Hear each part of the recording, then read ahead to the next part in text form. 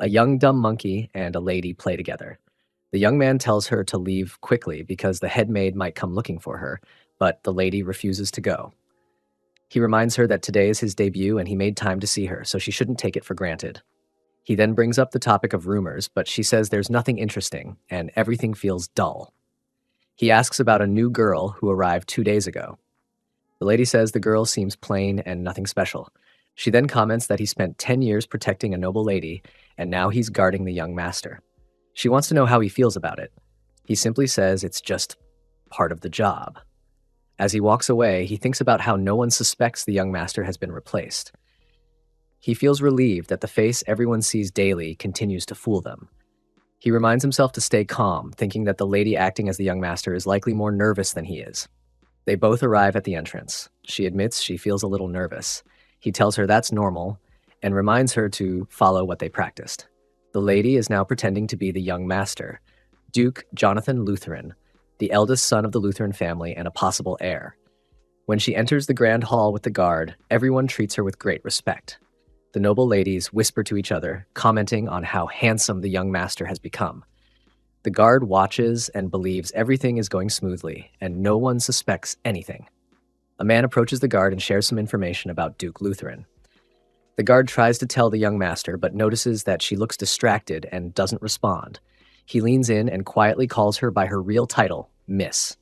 She reacts with surprise, revealing behavior more like a lady than a nobleman. The crowd notices and begins to whisper about the young master's odd reaction. To cover it up, the guard explains that the young master has a throat issue. Then, they quickly head to the break room. He starts scolding her for not acting properly like the young master. She responds that it's not her fault and says whispering in her ear like that is unfair. He replies that he can't just shout "Miss" in front of a hall full of people. He admits he didn't expect her to fully adapt to being called the young master in just a week, but insists she must. She agrees, thinking back to what happened a week ago at Duke Lutheran's estate.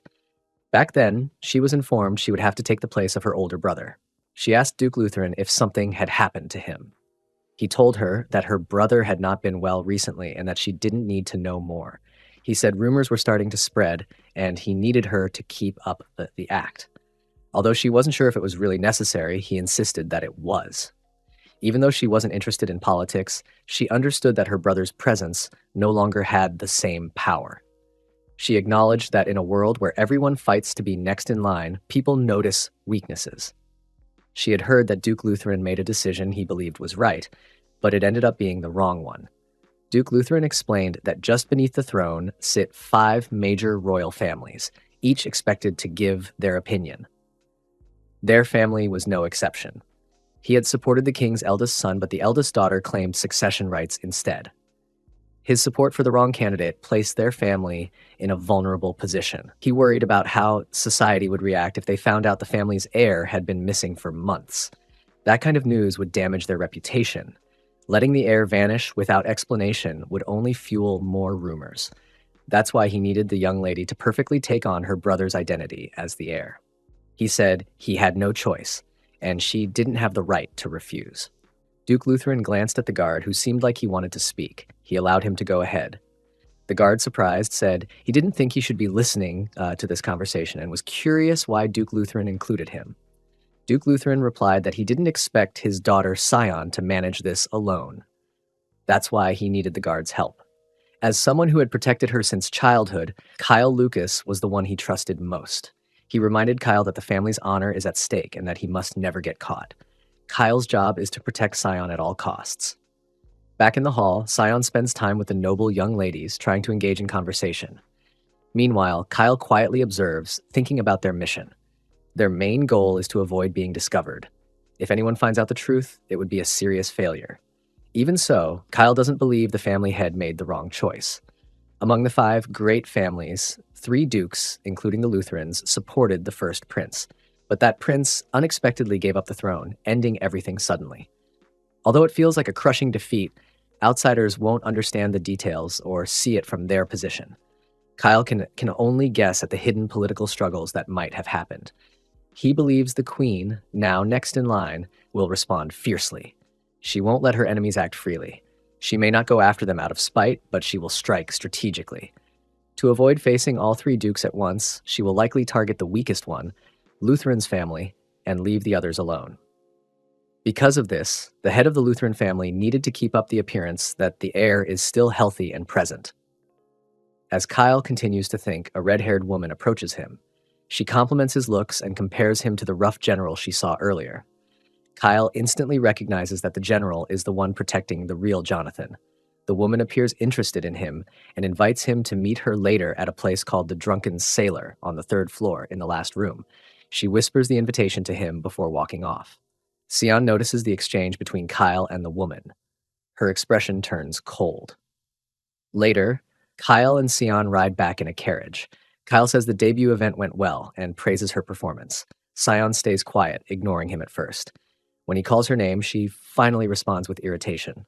She brings up the woman from earlier, accusing Kyle of getting along too well with her. Kyle wants to explain what he really thinks about the woman, but holds back. Instead, he asks Sion for permission to go out later. She accuses him of wanting to meet that woman. Kyle insists that everything he does is for her benefit. He reminds her that he has never disappointed her. Sion agrees, but adds a condition. He must return to the house by morning. If she wakes up and doesn't find him there, she won't forgive him. Kyle promises. That evening, Kyle walks through the streets wearing a cloak. He thinks back to his earlier encounter. He wanted to tell Sion that the woman is not just an ordinary noble. Something felt off. While she spoke to him, her eyes kept shifting to the glass cups behind him. Those cups reflected Sion, still in disguise as the young master. Most people wouldn't have noticed, since her actions looked natural. But Kyle is trained to watch for threats. He realizes the woman's real target is the young master. She approached Kyle only to distract him. As Sion's guard, the only valuable thing he holds is knowledge of her location and weaknesses. If an outsider wanted to get close to Sion, the most effective way would be to use him. Kyle arrives at the location the woman mentioned. She welcomes him, saying she knew he would come. But in his mind, Kyle reaches a firm conclusion. This woman is an assassin.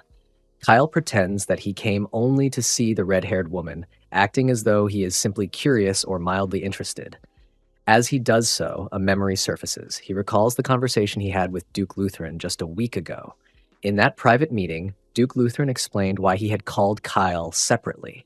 He didn't want to cause Sion any unnecessary fear, so he chose not to tell her the full story. But as her personal guard, Kyle needed to know the truth. Duke Lutheran pointed out the critical difference between Sion and her older brother, Jonathan. While Jonathan showed interest in people and situations, Sion kept her distance from most things. Their personalities were fundamentally different. Because of that, Kyle's role as Sion's protector required a different level of awareness. The Duke had trusted Kyle to understand the situation without needing to spell it out. He reminded Kyle that his skills were far above average and that he must never let his guard down.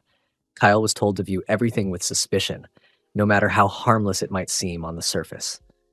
Returning to the present, Kyle stands before the red-haired woman in the room she directed him to. If not for the Duke's warning, he would have brushed her off as someone using a poor tactic to get his attention. But now, he sees her as a potential threat to Sion's safety. Because of that, he plays along carefully. He doesn't waste time and goes straight to the point, which catches the woman slightly off guard. He observes her closely and comments on her appearance and behavior. She doesn't quite seem like someone from a noble background. Kyle questions in his mind how she managed to get into the noble gathering earlier that day. The woman subtly backs away from him with grace and confidence. She insists that she does come from a noble house and claims that she got into the party through her connections and received a formal invitation. As they speak, she discreetly pulls a small dagger from her clothing, moving in a way that wouldn't draw much attention. But Kyle notices. He pretends not to see the weapon and apologizes lightly, making it seem like his earlier behavior was just part of his job. He continues to act casual and relaxed. Seeing that, the woman slowly hides the dagger again and says they can continue their conversation and enjoy each other's company. Kyle agrees, knowing full well what kind of situation he is in. After spending some time talking, the woman smiles and brings up how strange it is that they don't even know each other's names. She lightly jokes about it, then smoothly shifts the conversation. She tells him again that she genuinely wanted to get to know him and wasn't lying earlier when she said so. She adds that many women find it boring when men talk about their work, but she finds it interesting. She compliments his line of work and says it's impressive. She then slowly steers the conversation toward the person he is guarding, clearly aiming to learn more about the young master. Kyle realizes that the assassin is finally beginning to reveal her true nature. Her words, her movements, and her subtle probing confirm his suspicions. However, he remains calm and confident, knowing she will not be able to extract a single useful piece of information from him. Instead of pulling away, he makes the decision to raise the stakes by deepening the playful atmosphere between them. His aim is to keep her distracted and off balance. He understands that capturing her now would serve no real purpose.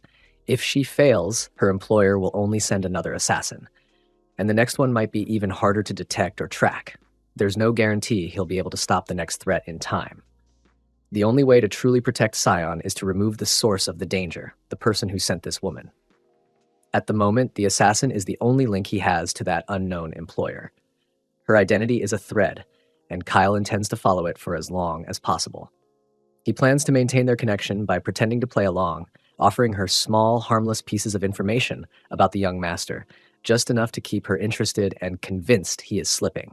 In exchange, he will use every moment with her to uncover details about her background and, ultimately, her employer's location.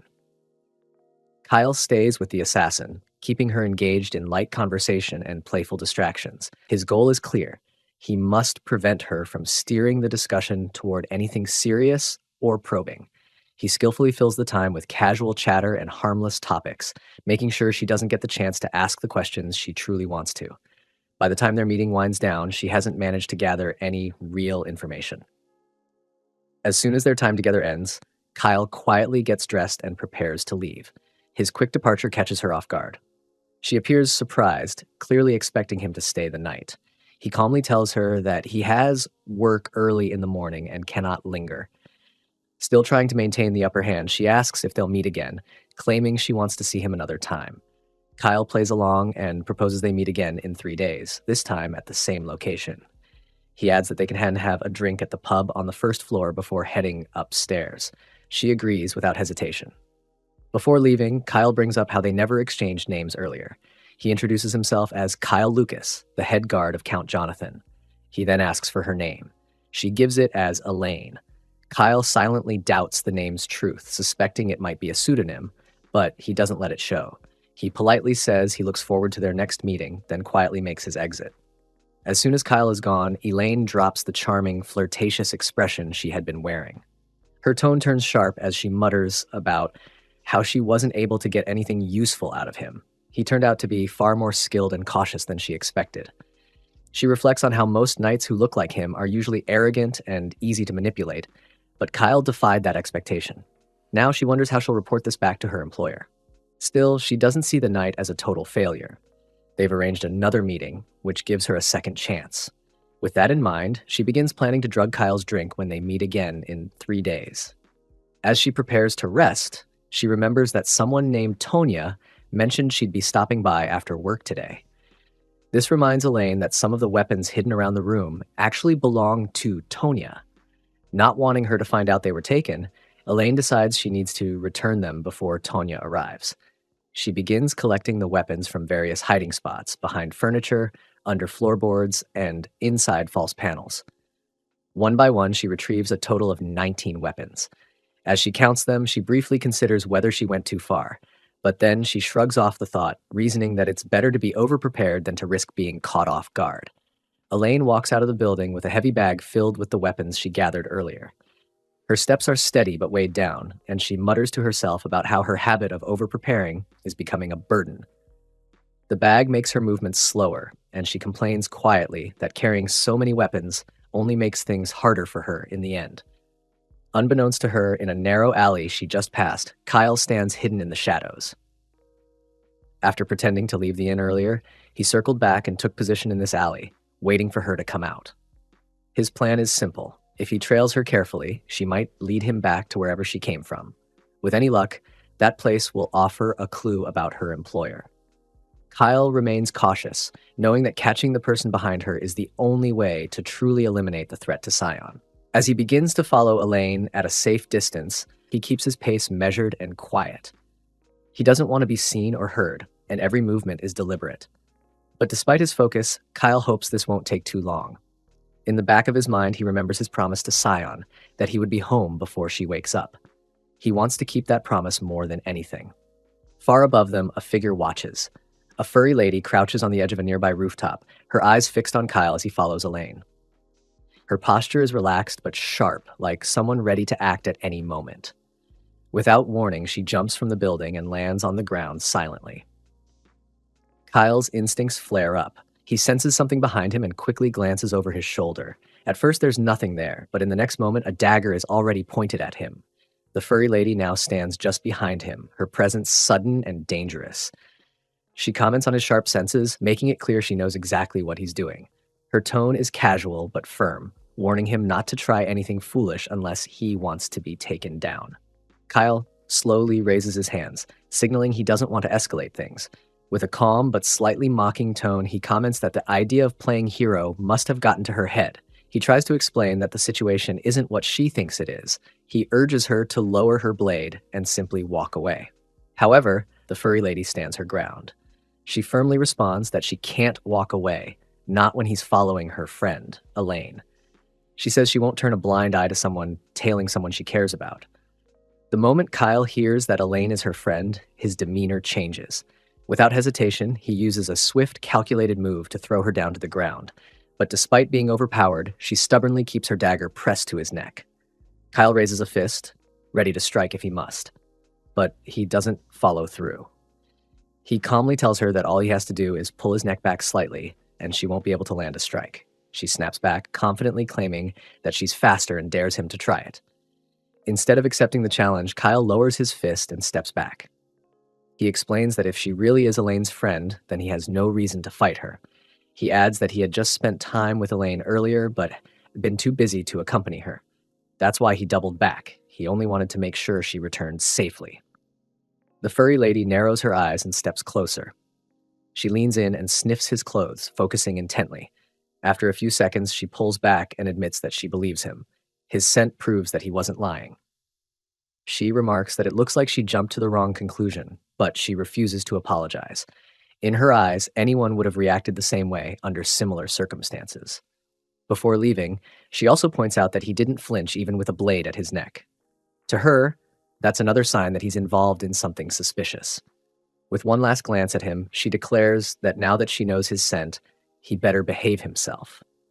Without another word, she bounds off, leaping across walls and rooftops until she vanishes into the night.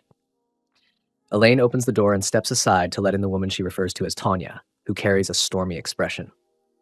The air thickens with tension as Tanya enters, her displeasure unmistakable.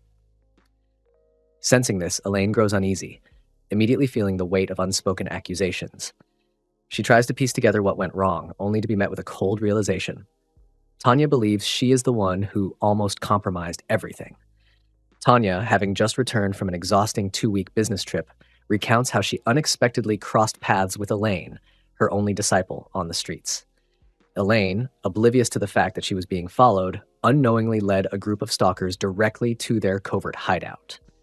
The gravity of the mistake dawns on Elaine with a jolt, her confusion turning into alarm as she tries to understand who these stalkers are. Tanya refuses to spell it out, insisting that Elaine should already know. This leads Elaine to suspect that it might be Kyle.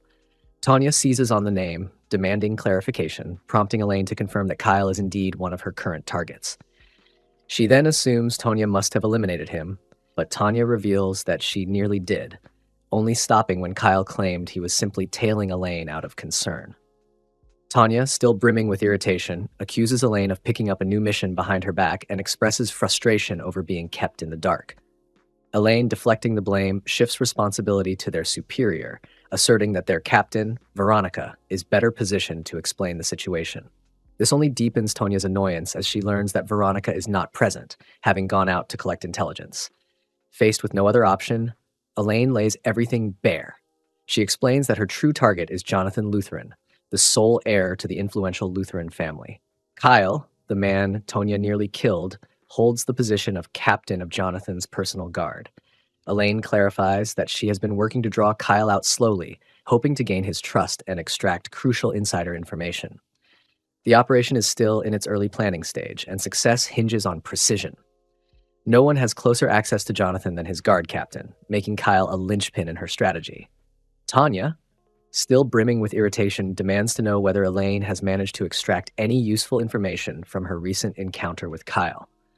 When Elaine admits that she hasn't secured any intel yet, Tanya's frustration flares. Her patience wears thin, and the failure only deepens her disappointment. Elaine, sensing the growing tension, quickly tries to justify herself. She explains that while it is true she was careless and allowed herself to be followed, Kyle's excuse for doing so, that he was concerned about her, suggests something more. His worry, in her view, is a clear sign that he is interested in her, both personally and perhaps emotionally. She believes that this interest can be turned to her advantage. With just one more meeting, she feels certain that she can draw him in completely, making him pliable enough to spill valuable information. Tanya, however, is far from convinced. She cuts off Elaine's hopeful reasoning, warning that one more chance is all she gets. If Elaine fails again, she promises to take matters into her own hands and finish the job herself. The threat hangs in the air, sharp and final. Despite this, Elaine tries to ease her mentor's anger, assuring her that she will not fail and that Tonya won't need to intervene. But Tonya remains skeptical, accusing Elaine of being all talk, unless she has something solid to fall back on. At that, Elaine smirks slightly and produces a small vial filled with a shimmering red liquid and holds it up for Tonya to see. Kyle returns to the Lutheran castle early in the morning, feeling the weight of exhaustion from staying up all night. His eyes show visible dark circles, and he realizes that the sky is already beginning to lighten. Since there is not much time left until sunrise, he figures it is pointless to try sleeping now because he doubts he will be able to wake up on time. He remembers the promise he made to be present when Sion wakes up, so he chooses to sit and stand guard in front of her room. Although he knows the real assassination target is Jonathan and not Sion, he believes it is better to be cautious. He feels that Sion should be safe in her own room, but just to be extra careful, he makes a mental note to assign guards to her room starting tomorrow. Elsewhere in the castle, Sion lies awake in her bed, feeling irritated and restless. She is frustrated by Kyle's absence from the mansion and cannot stop herself from wondering what he might be doing. Unable to stay still any longer, she gets out of bed and decides to take a walk. As she steps out of her room, she unexpectedly finds Kyle sitting outside, already dozing off in a seated position. She pauses in surprise and starts to wonder why he chose to sleep there. Then, a memory comes to her. She had insisted he be back before she wakes up. This reminder makes her feel that she may have been too harsh on him. Feeling a little guilty but comforted, Sion quietly sits down beside him. As time passes, she begins to relax in the calm silence and eventually drifts off to sleep too. When the sun finally rises, the headmaid approaches with the other maids to begin the morning duties.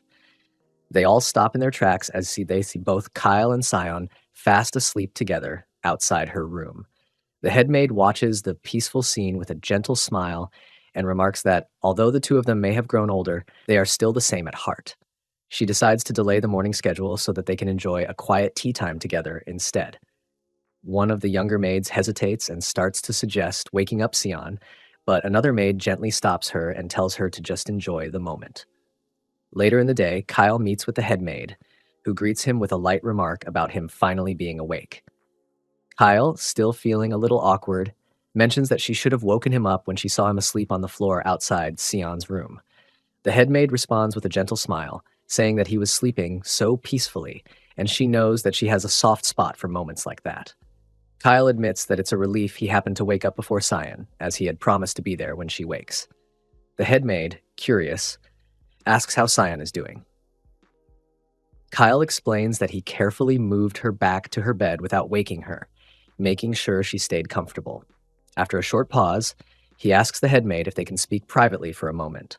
They move to a quieter place, and Kyle confides in her that the situation surrounding them has become more complicated. The headmaid listens closely and responds with concern, reflecting on how difficult it is to think that a young girl like Sion, barely 20 years old, could have her life put in danger. Kyle says he has thought about everything and made the choice not to tell Sion about the threats, as he doesn't want to frighten her unnecessarily. The headmaid agrees with his judgment, saying there is no point in making Sion anxious, when knowing the truth wouldn't change the situation. However, their conversation is suddenly interrupted when Sion enters the room looking slightly confused and asking what is going on and why they are talking about her. The head maid quickly shifts her tone and greets her politely, keeping her composure. Sion then notices Kyle and asks when he returned to the mansion. Kyle casually says that he just got back, while the head maid joins in and says she was just in the middle of scolding him for being late. Playing along, the head maid puts on a show of scolding Kyle in front of Sion, who now begins to wonder if everything that happened earlier, finding Kyle outside her room and sitting beside him, was just a dream. The head maid gently asks if she had a good dream, and Sion responds that it's been a while since she had one that made her feel so calm and happy. The head maid then shares that the maids are having a small tea party and invites Sion to join them, mentioning that they even have roll cake today. Sion immediately lights up with excitement and happily dashes off toward the gathering, her mood visibly lifted. The head maid quietly tells Kyle that she is willing to overlook what happened this time, but warns him to be careful going forward. She reminds him that he needs to draw a clear line so he doesn't unintentionally give Sion the wrong idea or false hope. Kyle, not entirely comfortable with the conversation, throws the suggestion back at her, saying she could be the one to explain things to Sion. But the head maid shakes her head gently and says she's not that heartless. She adds that trying to suppress someone's emotions, especially when it comes to matters of the heart, often ends up making those feelings stronger. Kyle, sensing the heaviness of the subject, decides to shift the discussion back to the more urgent matter they had been talking about earlier.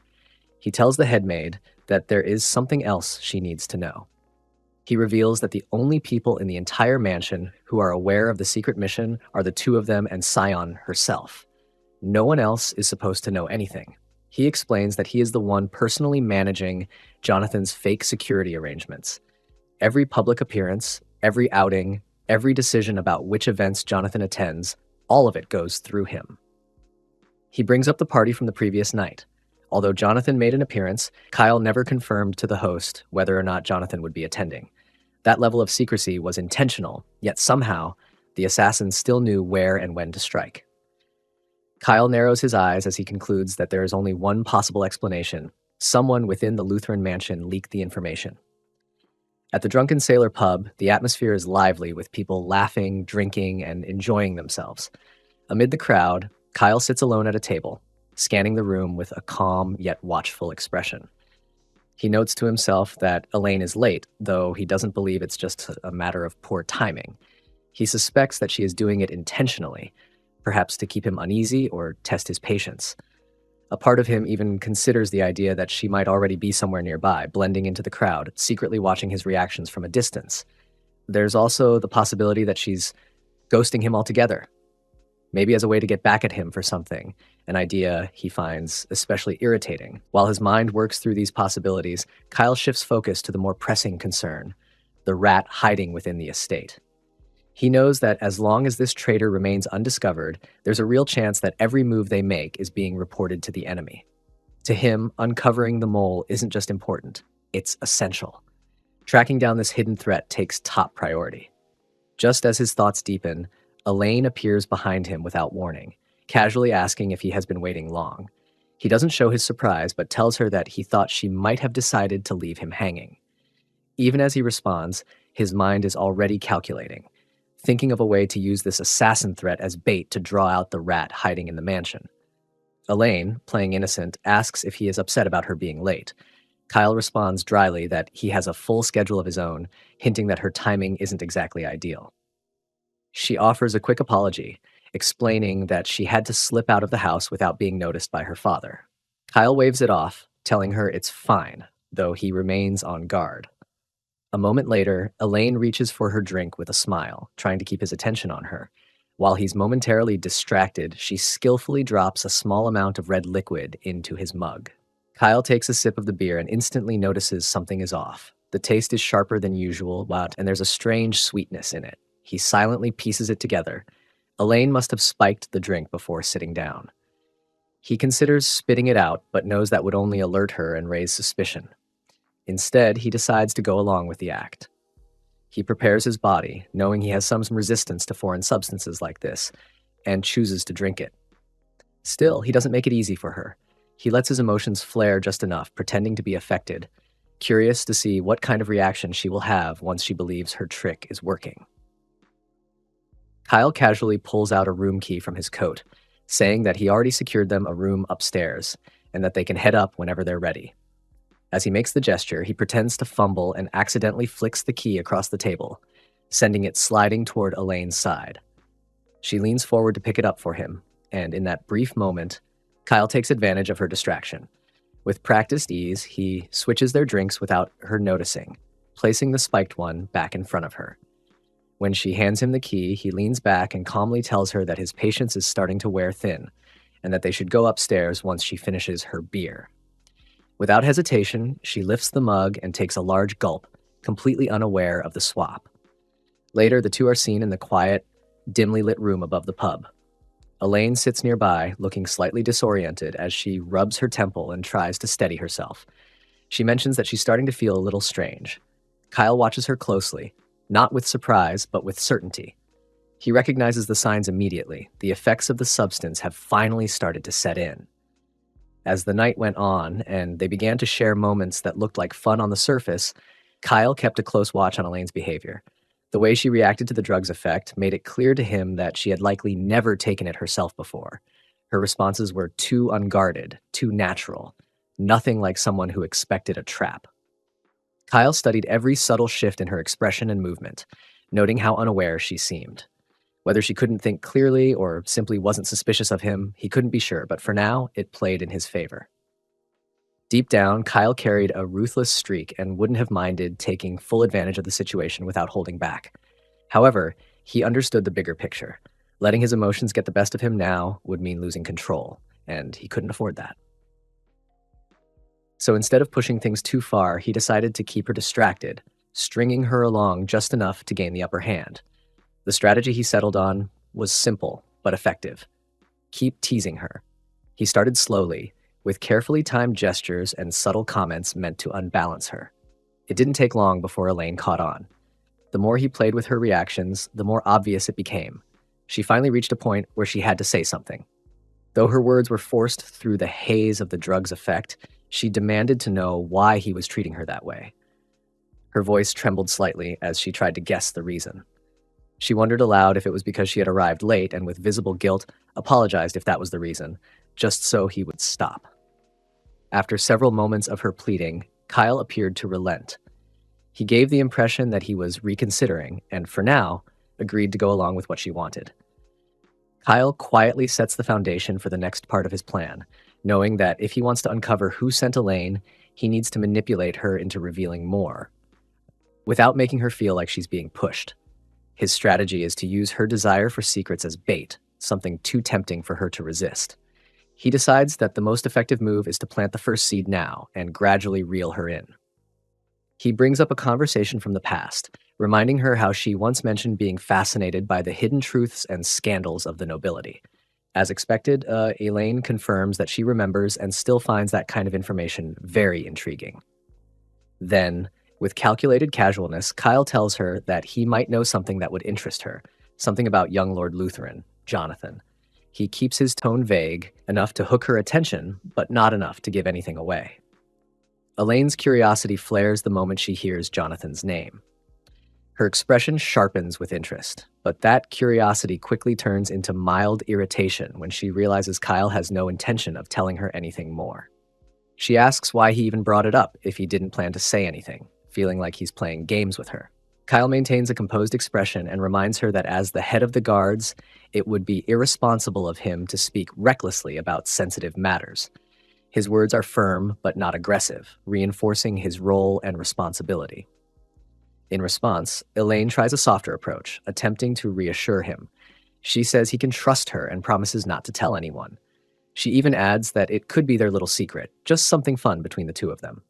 Despite her coaxing, Kyle refuses to give in. He doubles down and insists again that he's not going to tell her. But instead of giving up, Elaine becomes even more curious. She tells him directly that her interest has grown stronger now and that she's willing to do anything to find out what he knows. Kyle silently studies her, wondering just how far she's willing to go. When he doesn't respond immediately, Elaine smirks and warns him not to underestimate her. She boldly claims that she will take control of the situation. She says that from here on, she'll be the one in charge of the fun they're having, and her goal is simple: to make him enjoy himself so much that he ends up telling her everything. With that, she turns the moment into a playful yet serious challenge between them, a game of temptation and willpower to see who breaks first. Despite all the effort Elaine puts into trying to pry the secret out of Kyle, none of her tactics work. She teases, flirts, and pushes with charm and subtle manipulation, but Kyle remains unshaken, not giving her even a single detail. The more she tries, the more frustrated she becomes. Eventually, her patience runs out. Anger flickers in her tone as she threatens to leave him if he refuses to tell her what she wants to know. But Kyle only leans into it with a calm smirk, telling her that she's free to go if she wants. His tone is playful, but his confidence is steady and sharp. Deep down, Kyle already knows she won't follow through. He can read her well enough to see that, despite her outburst, she isn't truly willing to walk away. Not yet. Sure enough, Elaine cools down after a moment and reluctantly accepts the situation. She tells him that she'll just enjoy the time they're having without pressing for secrets anymore. She makes it clear she still intends to leave afterwards, but this time she promises to go without dragging any confidential information with her. With that, Kyle smoothly takes back control of the moment. The dynamic shifts once again as he resumes leading the interaction, guiding the tone and pace the way he wants. Then, without warning, he changes direction. He decides to ask her a question. Even though Kyle has to silently admit that Elaine possesses remarkable stamina for the kind of fun they shared, he can still clearly see the signs of exhaustion weighing down on her. Her breathing is slower, her body slightly limp, and her guard visibly lowered. It's in this exact vulnerable moment that Kyle decides to move forward with the real objective, the part that matters. With practiced precision, he begins searching through her belongings, careful not to wake her or trigger any alarms. As he digs through what initially looks like a simple outfit, he uncovers layer after layer of concealed compartments, secret pockets sewn carefully into the fabric of her dress. Until now, he hadn't realized just how many hiding places assassins relied on. It speaks to her training and to how much she always hides in plain sight. Eventually, his fingers brush against something solid tucked deep in one of the hidden pockets. He carefully pulls it out and immediately recognizes it as the same item she used to spike his drink. As he opens it slightly and brings it close to his nose, the sharp chemical scent hits him immediately. It's not just strong, it's unstable. The impurities in the mixture make it even more toxic than he originally assumed. He finds himself briefly wondering if it was really necessary for her to go to such lengths, but after thinking it through, he figures it must have been desperation driving her. She likely felt cornered, and this was her only way of gaining control. Still, Kyle sees it as a perfect opportunity. Because of the danger she introduced, he was able to convincingly fake a moment of surrender. He reflects on how useful that moment was, because if he had made it seem like he was willing to offer her a fragment of information, especially after pretending to be impenetrable, she would see it as a victory. That's what made the bait convincing. By circling back to the mention of Jonathan earlier and acting like he let something slip by accident, Kyle knows she would interpret it as a rare moment of vulnerability and feel lucky to have gotten that close. In truth, it was exactly the kind of false lead he wanted her to chase. Eventually, Kyle returns to meet Noelle. The sun is up now, casting light across the streets, and Noelle brings up the note he left behind, the one with the planted bait. She wants to know what he truly meant by it. Kyle, calm and collected, tells her that he was planning to explain everything. He then casually adds that, at the very moment he and Noelle are speaking, Elaine is probably just now waking up. He knows her body well enough by now to time it. He figures the warmth of sunrise must have nudged her awake by then, and when she opens her eyes, she'll realize she's alone. He had already slipped out without making a sound. Before slipping out of the room, Kyle leaves a single folded note on the table, placed deliberately where Elaine would see it the moment she wakes. He knows her habits well enough to be sure she will read it. The message is carefully crafted, meant not only to explain his early departure, but also to feed her curiosity and subtly guide her next move. The opening lines are casual, simply telling her that he had some urgent matters to attend to. But the real purpose of the note lies in the lines that follow. As she reads on, she finds something that instantly captures her interest. Kyle, writes that he is willing to share a secret with her, one that concerns Duke Jonathan Lutheran. He makes it seem like she might be the only one he trusts with this particular piece of information. It's framed as a rare opportunity, something not even whispered outside the most secure circles. In the note, Kyle claims that Jonathan has requested isolation to concentrate on something important, which is why he's been rarely seen. But Kyle doesn't stop there. He adds that every night, Jonathan retreats alone to a small annex behind the manor, unaccompanied by guards and surrounded only by books. Then comes the final, most tantalizing detail. Kyle hints that he suspects Jonathan might be reading forbidden texts, something he's going to great lengths to keep hidden from the public eye. Kyle includes that last part on purpose. He wants Elaine to take the bait. The more forbidden and secretive it sounds, the more impossible it becomes for someone like her to resist. Later, Kyle explains all of this to Scion, laying out each step of the setup. Scion listens carefully and praises him, calling it a flawless trap, one perfectly tailored to invite an assassination attempt. But even as she praises him, Kyle admits that if Elaine is as sharp as he believes, she should be suspicious. Everything in the note seems too perfect, too open, too inviting. Still, Kyle deliberately builds it that way. He doesn't want Elaine to act immediately. In fact, he counts on her hesitating. He believes she'll want to verify the information first, cross-check it, test how true it is. And he knows one thing for sure.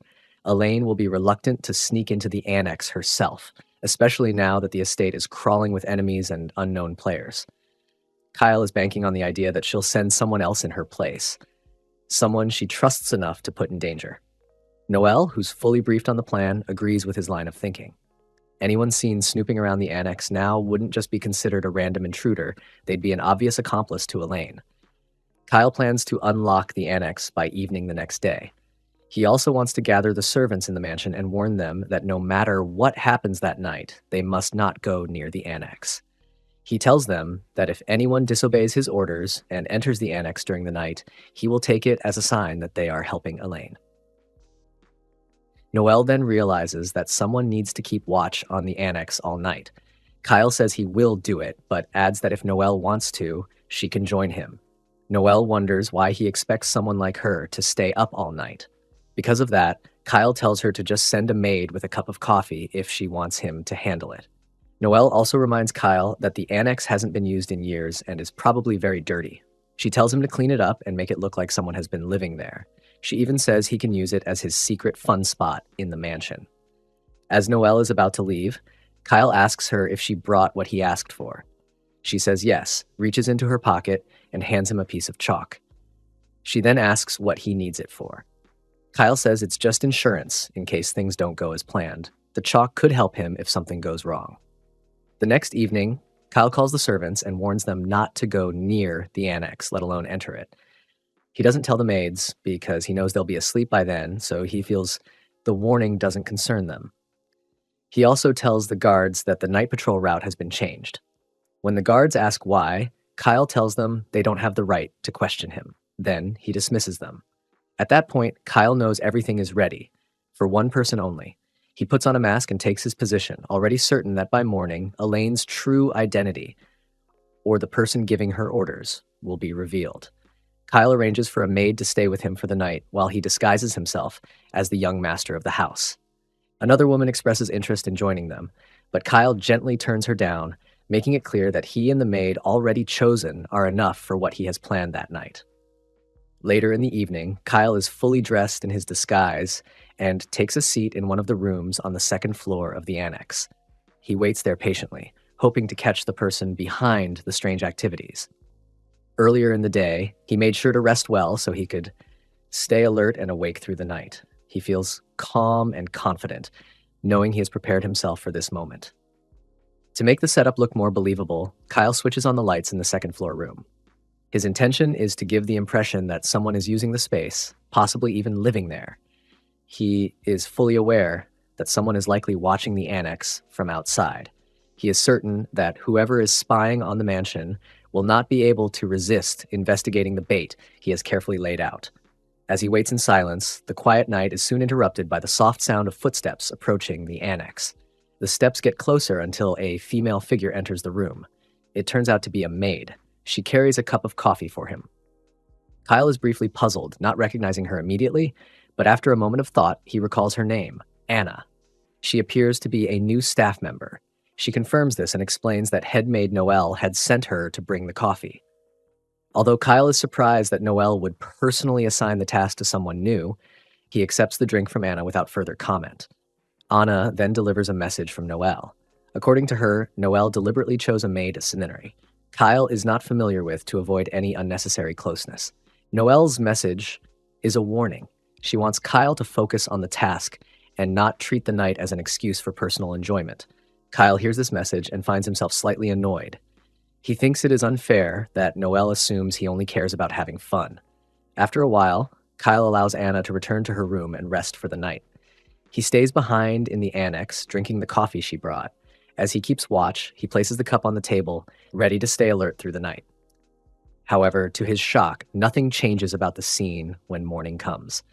The coffee cup remains just the way he left it, and Kyle realizes that he has unintentionally fallen asleep not long after taking a few sips. When he opens his eyes and sees the brightness of the new day, disappointment hits him hard.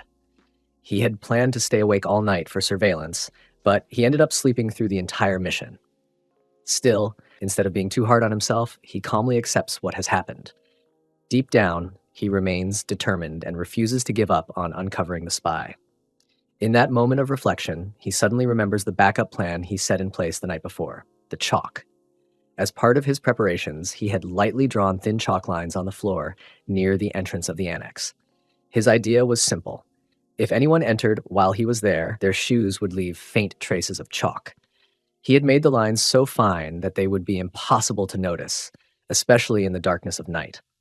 Kyle steps out of the room and moves into the corridor where he carefully examines the chalk lines. He leans closer and observes them with sharp attention. As he expected, he finds markings that show the sole of a shoe has passed through. The chalk has clung to the bottom of the footwear, and now Kyle knows that whoever wore those shoes unknowingly carried the evidence with them. He understands that all he needs to do now is inspect the shoe cabinet used by the servants. If he checks the soles of their shoes one by one, he is confident he will find the pair with white chalk stains. And once he finds those shoes, he will know who was inside the annex during the night. In his mind, the owner of the marked shoes must be the one involved, the person he's been looking for. While piecing the clues together, another thought crosses his mind. He remembers the coffee he drank before falling asleep. It bothers him now as he begins to consider whether the coffee had something added to it. Though he had a tiring day, he knows himself well enough to realize that he has never fallen asleep during a surveillance mission before. That night becomes the first time, and it feels too suspicious to be a simple coincidence. Kyle becomes more certain that the way he fell asleep is no coincidence. Something about it feels planned. He picks up the coffee cup he drank from the night before and decides to examine the remains inside. As he studies the leftover liquid, his suspicion is confirmed. The taste and faint traces of powder reveal that sleeping pills were mixed into the drink. It becomes clear to him that someone deliberately drugged him, and he quickly connects it to the maid who brought the coffee, Anna. She is the only one who could have done it. In reality, the mission is carefully arranged between Tonya and the maid known as Anna. However, not everything goes according to their plan. After the night's events, Tonya confronts Anna, upset about how she handled her part. Tonya expected her to stay behind after drugging Kyle and lead the incoming assassins into action. Instead, she complains that Anna disappeared into the field again, avoiding the responsibility she was supposed to carry out. Tonya also tries to explain that the person meant to meet Kyle at night was Elaine, but Anna took her place without warning. Tonya finds this strange and questions why Anna couldn't just stick to the script.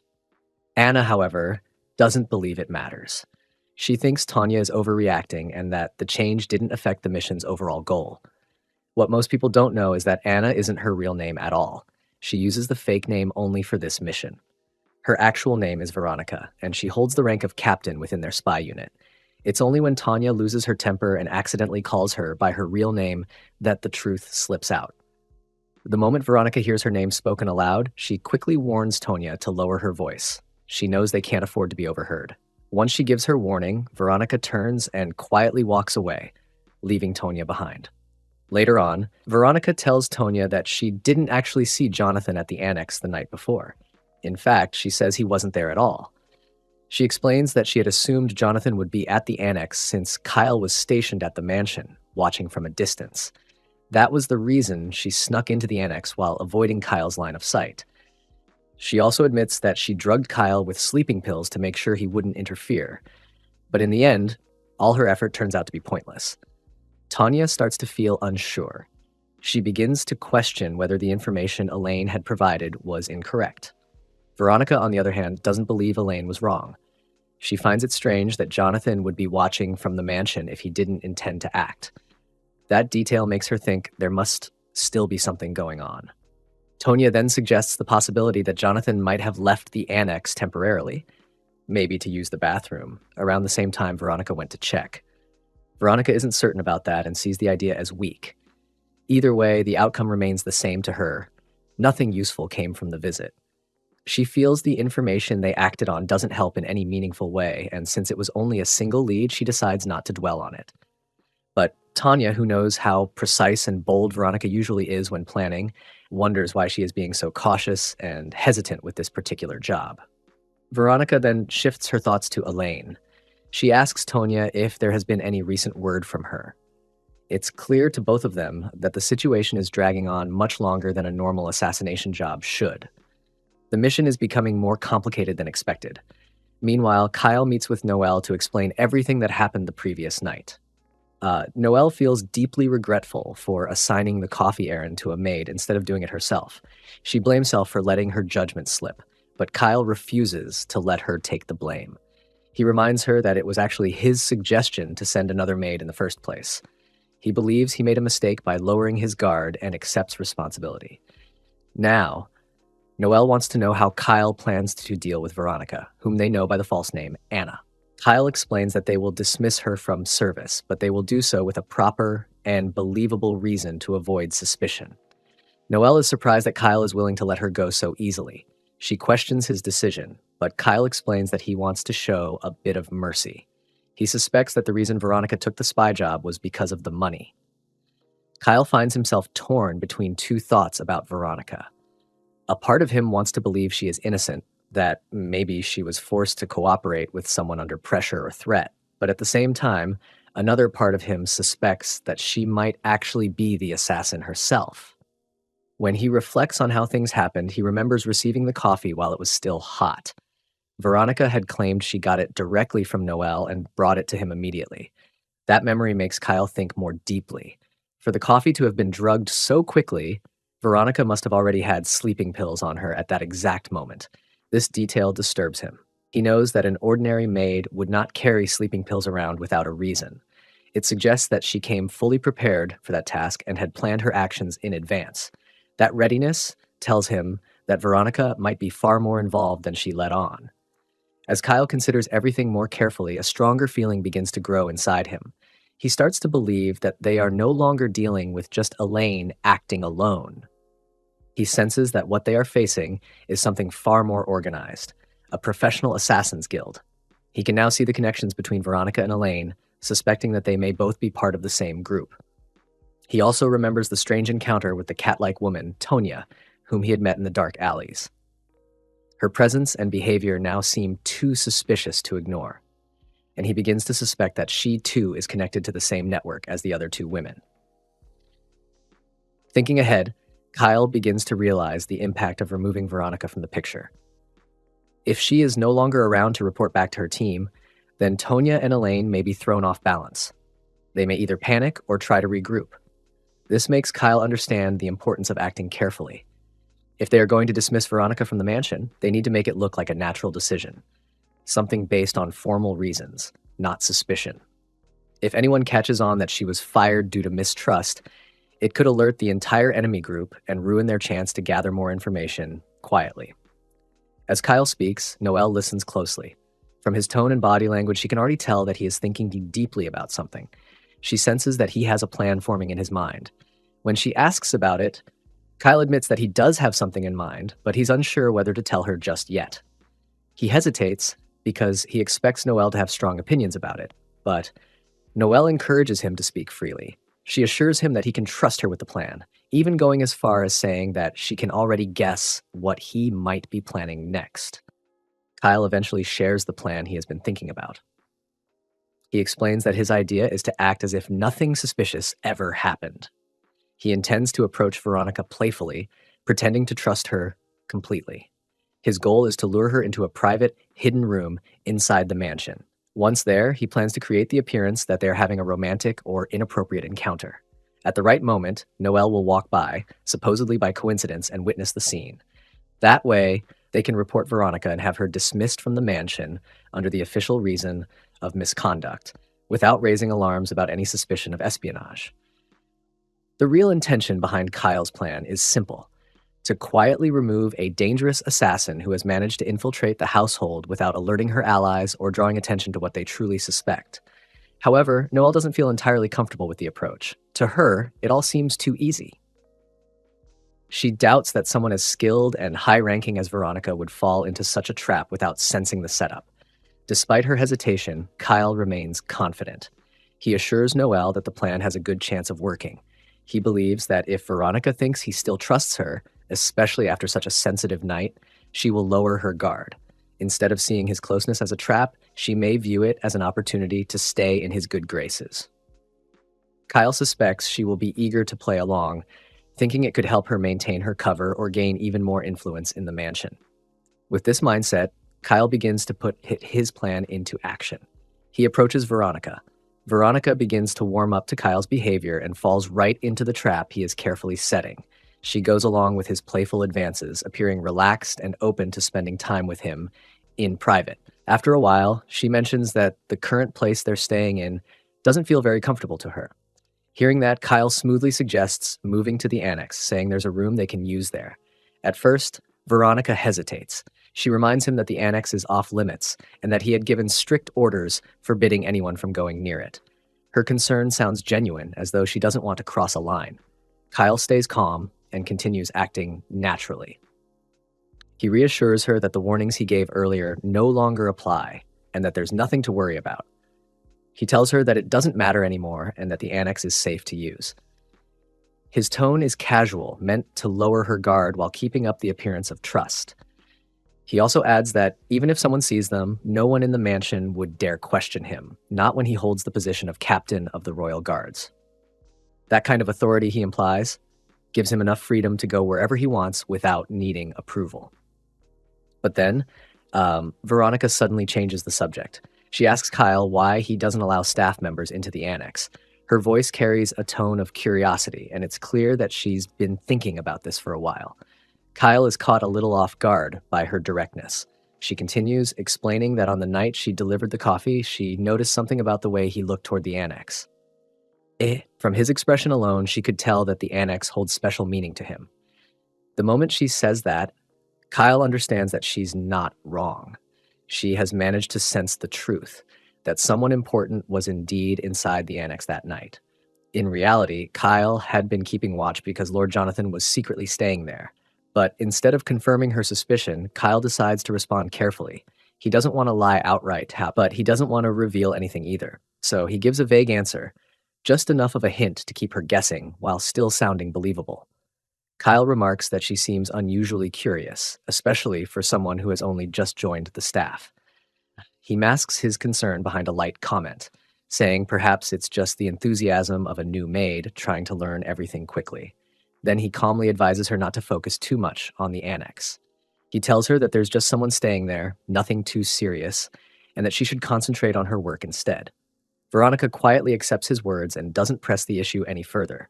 Kyle decides to shift the conversation and asks Veronica how she knows Baron Cohen. Meanwhile, outside the annex, Noelle stands quietly, calculating the time they've spent inside. She assumes by now they must be busy, and just hopes Kyle hasn't gotten too carried away to forget the real purpose of this setup, asking about Baron. After all, she was the one who urged him to bring it up in the first place. Earlier that day, Noelle had handed Kyle Veronica's letter of recommendation.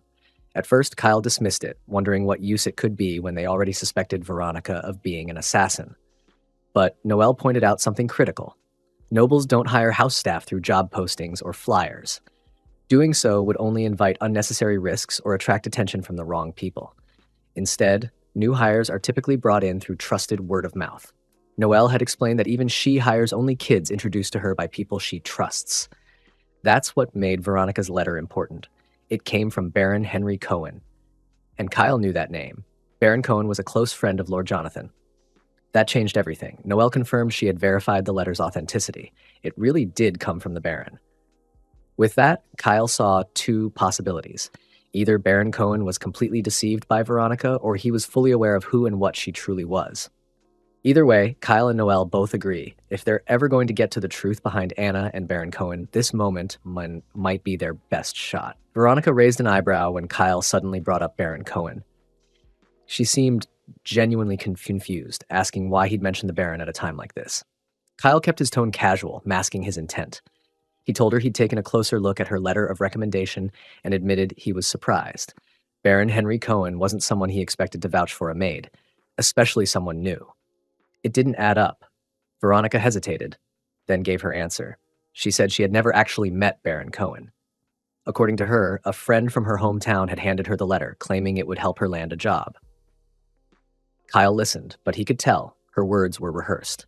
She was too polished, too prepared. It was the kind of answer someone gives when they've practiced it for moments like this. Still, Kyle knew better than to press. Asking more questions might tip her off. If she became suspicious, the whole plan could unravel.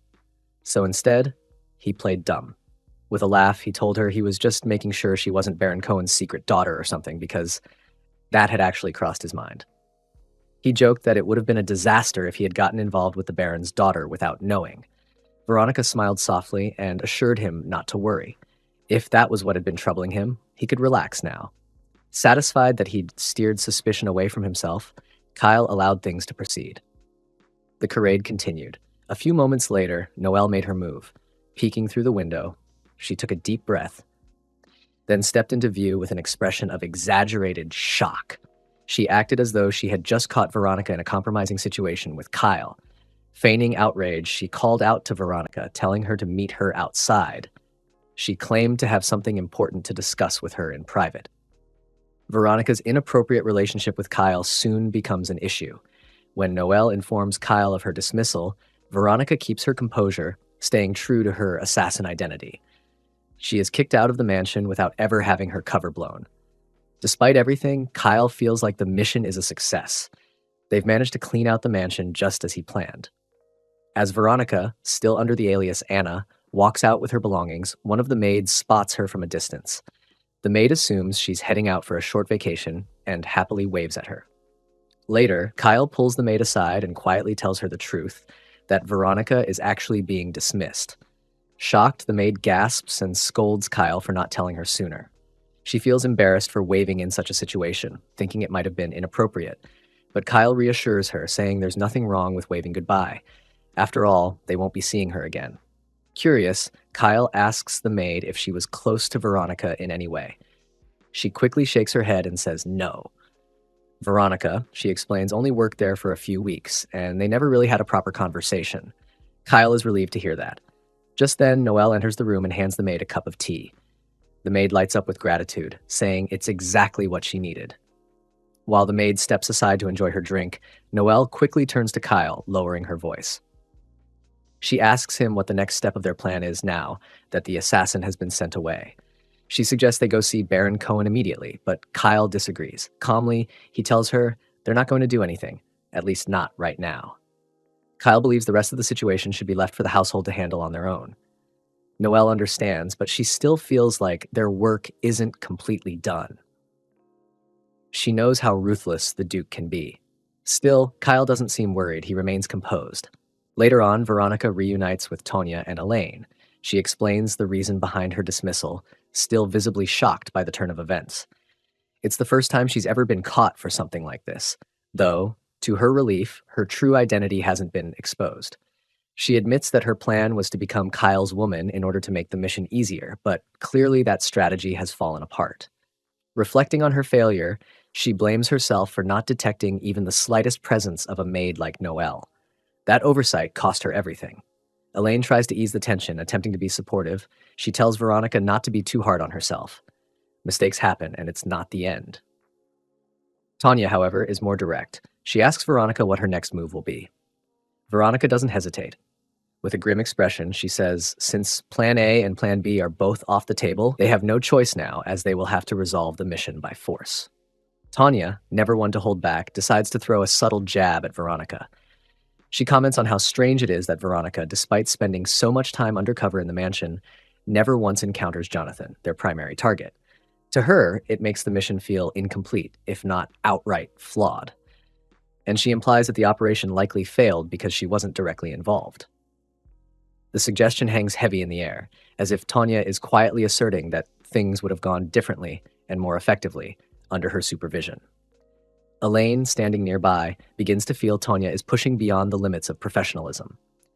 Her remarks, once perhaps meant as blunt observations, now feel like open disrespect, and Elaine finds herself growing increasingly uncomfortable with how far Tanya is willing to go. Veronica, however, doesn't bristle. Instead, she seems to appreciate Tanya's candor. She has always admired Tanya's tendency to speak without sugarcoating or unnecessary diplomacy. In a room full of people who often say only what's polite, Tanya's raw honesty stands out. Reflecting on her words, Veronica is forced to acknowledge an uncomfortable truth. Their target is Jonathan, yet the information they've gathered on him so far is of little use. None of their intel has led to anything concrete, and their progress is frustratingly stagnant.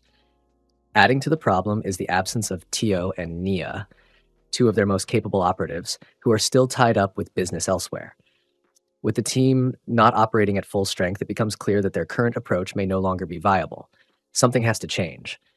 In light of this, Veronica shifts her attention to Elaine, considering whether her connection to Kyle might offer a new opportunity. She asks if Elaine is still able to meet with him again. Elaine admits that no follow-up meeting was arranged and that, even if such a moment arises, she plans to act like nothing unusual has happened. She intends to maintain the same demeanor as before, offering no hint of awareness or hidden agenda. Veronica agrees, instructing her to keep things between herself and Kyle exactly as they've been. At the same time, she delivers a clear warning. Elaine is not to develop personal feelings for the target under any circumstances. In response, Elaine assures them that she is a professional. She insists that she knows how to keep business and emotion separate, and that she won't allow herself to be compromised. Still, Tonya remains unconvinced. She openly states that she doesn't trust Elaine to carry out the task without slipping up. With that, she suggests that she should take over the assignment involving Kyle, clearly believing that she could handle it without the risk of emotional interference. Veronica, however, immediately shuts the idea down. She doesn't elaborate, but it's obvious she has a different purpose in mind for Tonya. Something else that requires her involvement elsewhere. Meanwhile, Kyle is deep in thought, trying to figure out what to do next now that Veronica has been driven away from the mansion. He's especially puzzled by Baron's involvement with her. He doesn't know if it's a sign of betrayal toward Jonathan or something else entirely, and the uncertainty is starting to eat at him. Even the lady sitting with Kyle can tell how lost in thought he is. She calls his name, but he doesn't respond. She has to raise her voice and shout his name before he snaps out of it.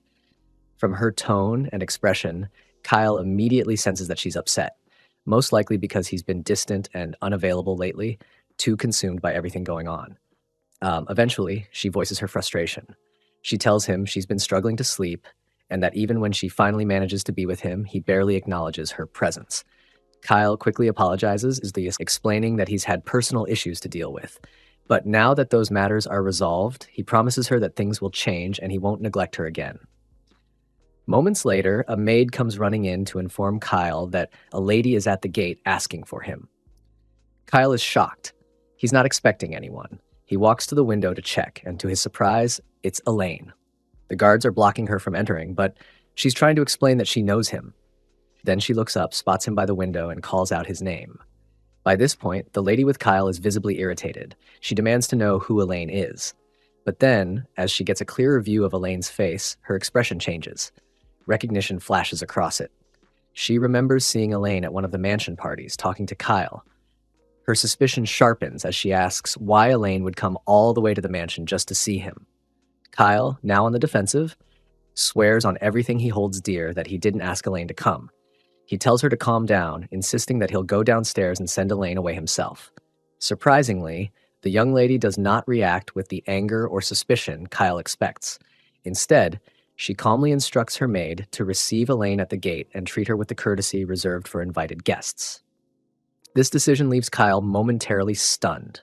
He cannot immediately understand her motive, wondering what compels her to extend hospitality to someone who shows up unannounced, especially when she has every right to be upset. The young lady, however, offers her own reasoning. In her view, any woman who goes through the trouble of visiting the mansion in search of Kyle deserves at least a basic show of respect. To her, it is only logical. If Kyle truly considers Elaine a friend, then there is no harm in welcoming her. She acts as if she wants to test or perhaps affirm something, choosing grace over confrontation. Kyle, on the other hand, finds her approach unsettling. He does not believe it is the proper way to handle such a delicate situation, especially with all the recent complications surrounding Veronica.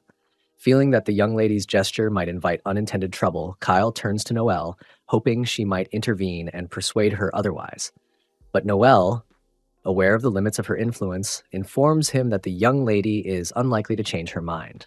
She knows that once the young lady has decided on something, not even a voice of reason can sway her. Meanwhile, Tonya receives an assignment designated as her next duty. But upon hearing the details, she immediately expresses her reservations.